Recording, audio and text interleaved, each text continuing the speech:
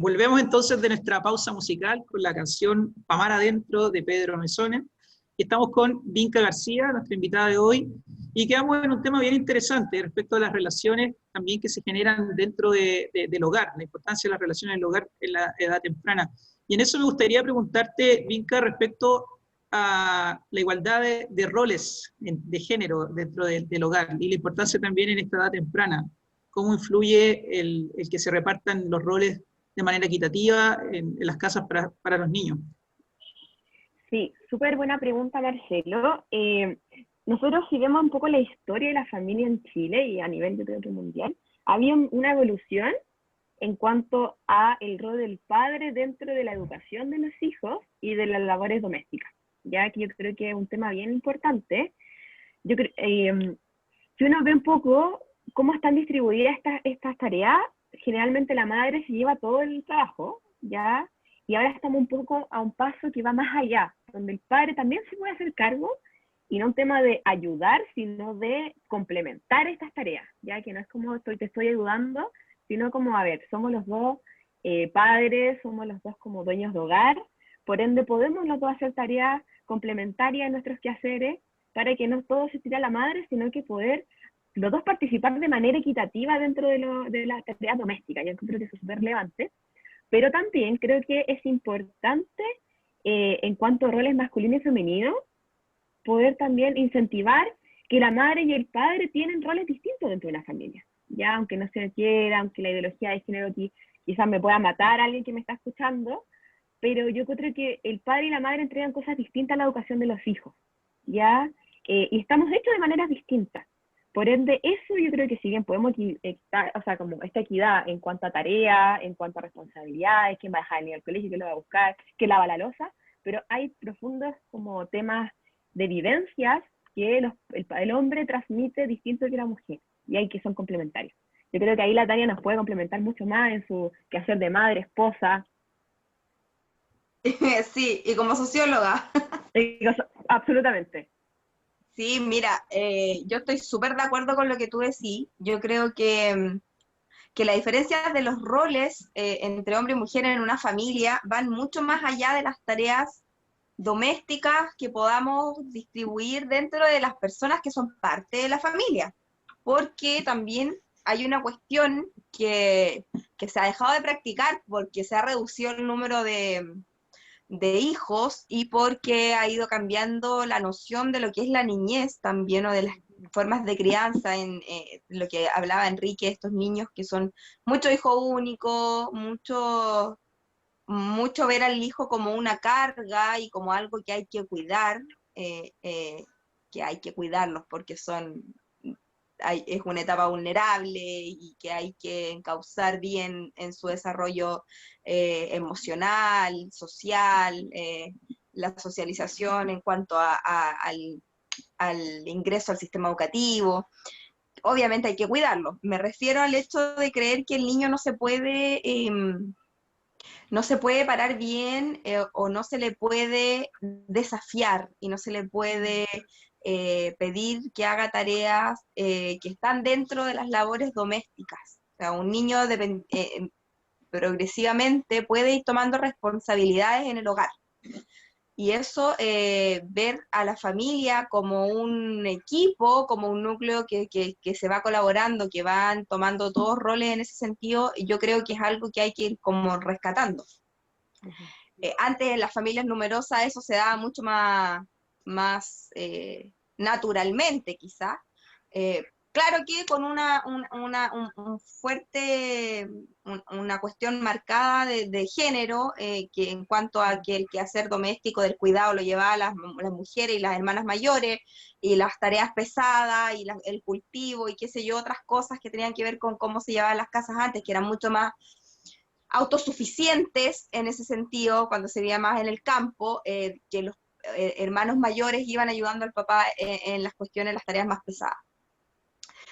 Yo creo que eso es algo que hay que rescatar un poco, y que yo trato de rescatarlo también en la crianza de mis hijos. ¿Ya? Yo tengo 5 hijos, las 2 mayores son niñas, y los de tercero y cuarto son niños, y tengo a la Emita que es una guagua, pero mis hijos a los 5 años empiezan a hacer su cama solos, y Clemente tuvo que empezar a hacerlo ahora, y sin distinción de quién es el que está sentado en la mesa, se recoge el plato, y se lleva y si se botan las sobras de la comida, y se lleva al lavaplato, y que yo creo que son cosas domésticas donde hay que integrar a la familia, porque somos todos juntos una familia y habitamos una casa, ¿ya? Pero estoy totalmente de acuerdo con la Vinca en el sentido de que el aporte de una mujer, de la madre, y el aporte que hace el padre en cuanto a la crianza, y al entregar modelos y de formas de resolver problemas y de formas de tratar las emociones y de la forma en que razonamos son completamente distintas, y le entregamos aprendizajes y herramientas distintas a nuestros hijos. Y eso es innegable. La mujer genera una conexión mucho más temprana con la guagua y con este nuevo miembro de la familia,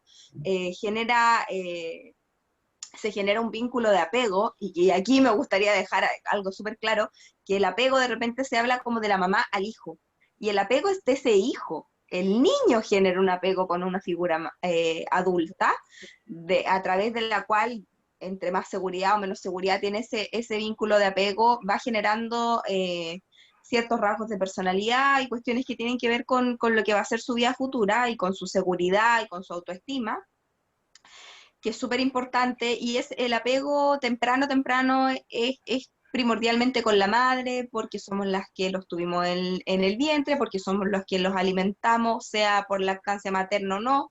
En general eso queda con la madre, porque ahí hay un vínculo, porque hay una diada que es natural, y que no podemos negarla ni separarla, porque al principio mamá e hijo somos como un puro ser, y eso es una cuestión que además está muy estudiada. Y en tanto, y en ese concepto como que me gustaría que ahondáramos, Vinca, porque si hay una cuestión que yo creo fundamental dentro de la crisis familiar en Occidente, es el hecho de que a la familia la hemos ido separando, disociando, y viendo como por cada miembro de la familia como un individuo y algo como un objeto de estudio que se cinde del grupo, que es este equipo del que hablaba al principio, donde estudiamos a la madre por un lado, donde estudiamos al padre, si es que lo estudiamos, por el otro, donde abordamos el tema de la niñez como otra cosa tercera que no tiene nada que ver, y nos olvidamos del núcleo familiar como también un objeto de estudio, y también como algo sobre lo cual hay que reflexionar, y sobre todo en el contexto actual en que estamos en Chile, que estamos viviendo ya un proceso de constituyente, donde está la discusión súper fuerte, y donde se pueden poner temas en la opinión pública. ¿Cómo ves tú este panorama? Si estás de acuerdo, ¿no?, con lo que yo estoy diciendo, con este como diagnóstico de esta crisis familiar que tiene mucho que ver con eso, y cómo crees tú y cómo van viendo quizás las visiones de las otras organizaciones de la red colaborativa, que podemos volver a juntar a estos individuos que hemos ido separando para analizarlos, y nos hemos ido olvidando de que al final forman todos parte de la unidad fundamental de la sociedad, porque más allá de individuos, también donde estamos insertos primeramente como seres sociales, es en la familia. Total, Tania, yo coincido contigo en lo que estás diciendo. Creo que sí, había una fragmentación, sobre todo cuando en las políticas públicas, en la atención. Yo creo que ahí los CEFAM ha dado un paso igual importante en cuanto a poder ver la familia como un núcleo, como tú lo mencionas, ya que al final toda la familia se atiende con el mismo equipo médico, por ejemplo, ya, o con el psicólogo, ya, porque obvio que si el papá o la mamá están sin trabajo, va a afectar al núcleo familiar.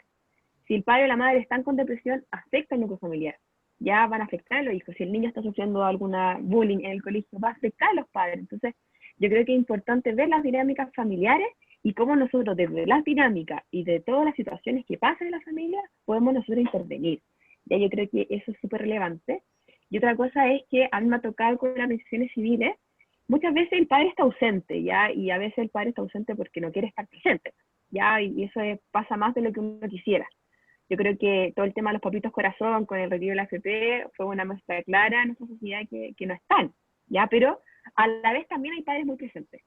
Y las organizaciones civiles lo que intentan es que la intervención sea a la familia, que no sea solo la madre y el niño. De hecho, yo creo que a nivel público todavía estamos dejando al lado al padre.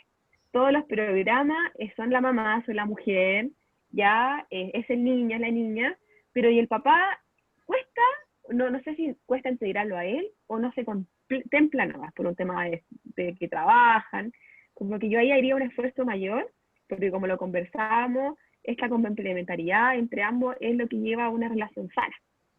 Y otra cosa también que yo creo que es importante un poco, que también ha salido a la palestra de este tiempo, el tema de la violencia intrafamiliar, el BIF, o sea, las cifras han aumentado, las cifras, bueno, a veces pueden engañarnos, pero el tema de las denuncias ha aumentado en este tiempo de pandemia. Entonces ahí, ¿qué pasa? ¿Qué pasa con ese vínculo? ¿Qué pasa en la relación madre-padre, ya esposa-esposo, pareja mujer-hombre, como qué pasa en ese vínculo? Entonces, también yo creo que ahí es importante verlo como un todo y no un separado de atiendo a la mujer por el lado, atiendo al hombre por el lado, sino a ver, ¿qué pasa con ustedes como relación de pareja? Sí, yo creo que estamos también con lo que decía Tania frente a un fenómeno cultural. Estos son procesos que vienen, como ella decía, del tiempo que se vivía en el campo, que el hombre tenía un rol muy específico y concreto, de mucho esfuerzo físico, y la mujer en la casa complementando las labores propias del hogar. Pero la migración a la ciudad, y recientemente la incorporación de la mujer cada vez más, en mayor número, al mundo del trabajo, cambió ese escenario. Pero ese escenario cambia, pero los fenómenos culturales van un paso detrás, o sea, son más lentos. Y yo creo que esa integración entre el padre y la madre y mirar el problema en todo su contexto, que es la familia, también es una materia de educación y de enseñanza desde los años más tempranos. Los niños hombres que entiendan también este rol del padre, la figura paterna, que lamentablemente hay muchos hogares monoparentales, muchas veces con mujeres jefas de hogar, en la cual la figura paterna está totalmente ausente. Entonces yo creo que en la educación preescolar tiene que haber también, en esta etapa tan importante de la formación para la vida, esta complementación de imágenes. Ahora tenemos normalmente que hay pocos educadores hombres, digamos. O sea, yo creo que siempre es la tía la del colegio, digamos. Entonces, eso también lleva a una visión del mundo de que está con un sello femenino. No sé, es como raro que alguien vaya a estudiar educador de párvulos. Entonces, yo creo que ahí también hay una carencia que hay que buscar la manera de complementar para que esta imagen paterna no falte, porque yo creo que, como dice Tania, este es un rompecabezas que tiene varias piezas, digamos, y una que falte siempre te va a dar una visión sesgada del mundo. No sé si concuerdas. Sí, yo estoy totalmente de acuerdo con eso. Y claro, como tú lo mencionas en temas educativos, pasa mucho. O sea, yo me acuerdo que en mi universidad era como cuando entraba un hombre a estudiar educación parvularia, era como, oye, ahí tenemos dos chiquillos, ¿cachai? Era muy distinto porque es un rol que generalmente se asocia a la mujer. Pero como tú lo dices, también podemos complementar esto a partir de que, claro, dentro de la educación formal haya más hombres involucrados en la básica, en la media, generalmente está un poco asociada, no sé, el profesor de matemáticas, está como bien, también estructurado en cuanto a también como conocimientos que un hombre conoce más de matemática, que claramente es un mito, pero yo creo que es importante seguir introduciéndolo para generar esta complementariedad desde la educación, desde la familia, y la importancia de tener estas dos miradas. Lógico. Vinca, bueno, Tania comentaba algo importante, que finalmente era este vínculo madre-hijo. Y yo por lo menos lo entendí así, no sé si estoy equivocado, pero entendí que se refería a madre-hijo de la relación natural, digamos, o sea, en el sentido de madre que tiene un hijo. Pero ¿qué ocurre, por ejemplo, con los hijos que son adoptados? ¿Qué pasa con ese vínculo? ¿Qué pasa en casos, de, por ejemplo, de países que ya tienen cierta regulación con el tema de la adopción homoparental? ¿Cómo también se vinculan esas dos cosas? Sí, el tema de la adopción es un temazo y es precioso. Y ahí nos ha tocado, en el Conversando en Red, que el programa que tenemos como red colaborativa, conversar con la Fundación San José y la Fundación Chilena para la Adopción. Y ellos nos han contado los testimonios que tienen, y claramente el vínculo, si bien no es desde el vientre, porque claramente no es un hijo natural, por así decirlo, pero sí se va Biológico. generando ese apego ¿ah? Biológico. Claro, no un vínculo biológico, pero sí es un vínculo que se puede generar después también, y que estas Sí. fundaciones lo propician, y es maravilloso verlo. Hay varios libros en torno a eso, cómo el padre y la madre se van involucrando en el desarrollo de ese hijo después, en cómo el niño va adquiriendo esta como rol de hijo, y los padres pueden adecuarse a eso. O sea, yo creo que si bien puede ser un poco tardío, porque no es vínculo biológico, pero es igual de importante, igual de relevante, y no es un impedimento para adoptar. Yo creo que muchas veces los padres adoptivos son personas que yo creo que son muy valientes al tomar esa decisión, y llegan a poder generar este vínculo de igual forma como una persona con un embarazo biológico o con una maternidad más biológica. Y en cuanto a lo que tú segundo que me preguntaba, a la adopción homoparental, a ver, a mí me complica hablarlo desde la red colaborativa, porque yo creo que no tenemos una visión. Te lo puedo dar desde mi título personal, y un poco va complementado con lo que yo mencionaba antes. Para mí siento que tiene que haber esta complementariedad, como también lo mencionaba Tania, en cuanto a roles femenino, masculino, padre-madre. Ya yo siento que ahí también hay un tema de desarrollo importante, que va en beneficio del niño, ya, porque aquí siempre va a ser el interés superior del niño. Ya muchas veces, como yo como papá o yo como persona, con mi pareja, tengo derecho de tener un hijo. No, el niño tiene derecho a tener una familia. Entonces yo creo que ahí está el nudo, y ahí está la discusión, ya donde ese niño puede estar mejor o puede desarrollarse de una mejor forma. Ya creo que es algo que es una discusión que está súper abierta, pero yo creo que tendría cuidado con esas aprensiones. Sí, y en esa discusión también está el tema de qué es lo mejor, si la educación de los padres adoptivos o de una institución donde, tipo colegio, Mm. los orfanatos, los cenames, ahora, en donde, bueno, no sé si vieron Gambito de Dama en Netflix, ahí se ve como parte una niña aprendiendo ajedrez con el conserje en el sótano del edificio. Bueno, ese tipo de cosas también es como a lo mejor el afán de encontrar una figura masculina dentro de todo ese ambiente. Mm. Yo creo que lleva a la reflexión también de los muchos malformaciones que se producen, abusos, explotaciones Mm. comerciales.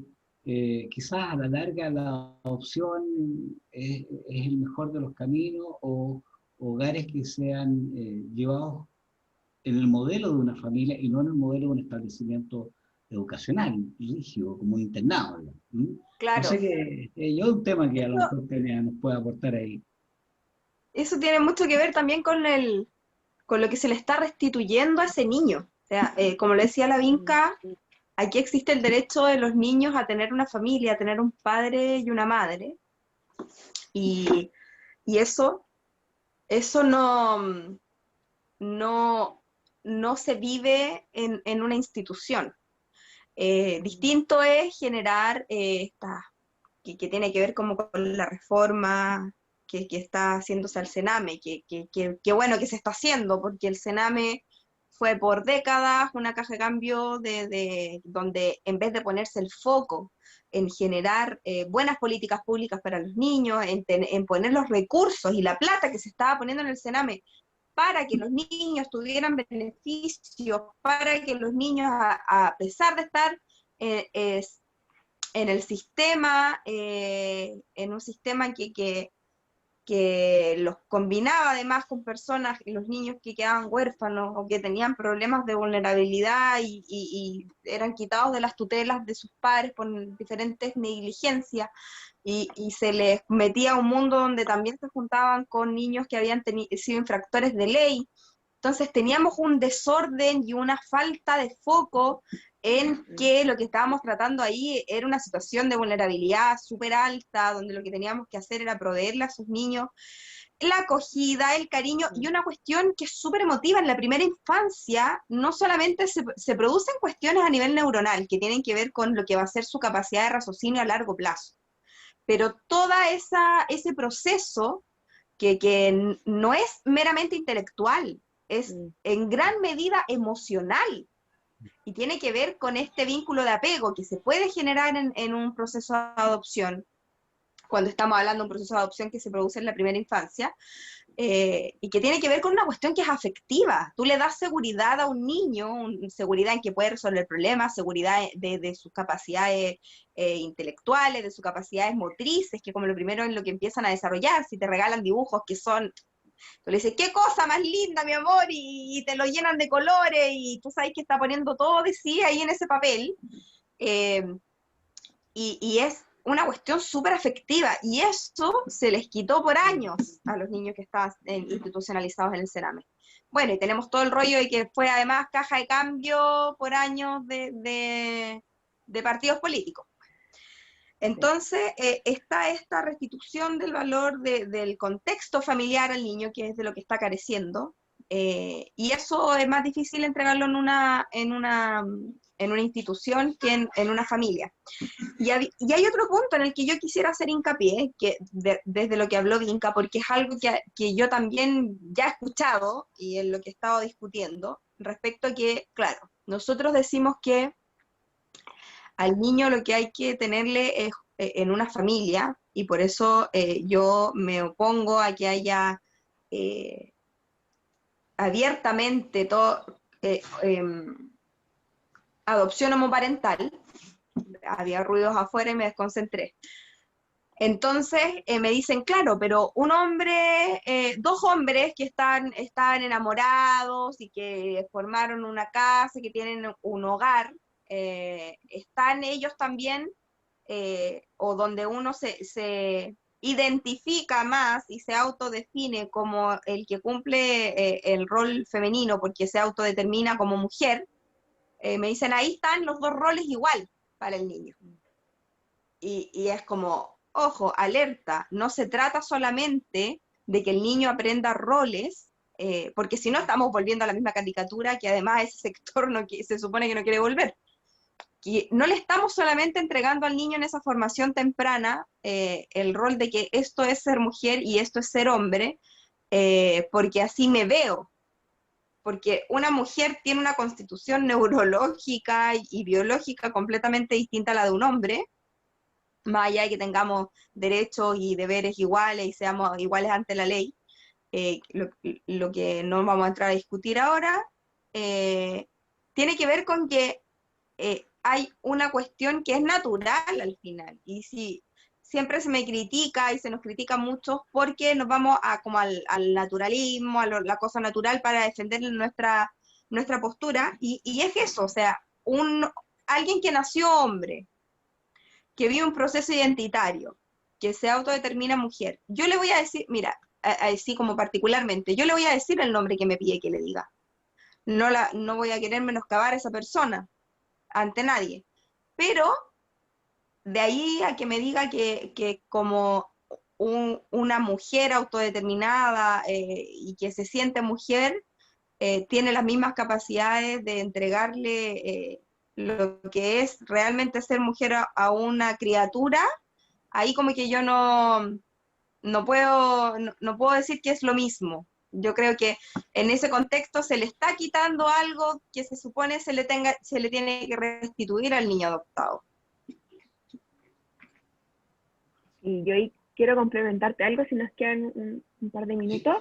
En cuanto al tema de la institucionalización que mencionaban también, un modelo bien bonito de las casas de adopción es la familia acogida, ya para evitar que ese niño pase a ser institucionalizado y tenga efectivamente una familia, un núcleo donde pueda ser acompañado y donde sus necesidades puedan ser, al final, dar una respuesta a esa necesidad. Entonces, lamentablemente, ahora el Sename está súper cuestionado, están ojalá viendo mejoras, cambios, que no sea solo político, sino que se fuera por interés de los niños, pero también está este modelo que ojalá es que muchas familias se puedan, puedan trabajar en esto, puedan ofrecerse como familias de acogida, para que así evitar que los niños pasen a estar institucionalizados y puedan tener un desarrollo anterior a la familia definitiva, que vaya con todas sus necesidades.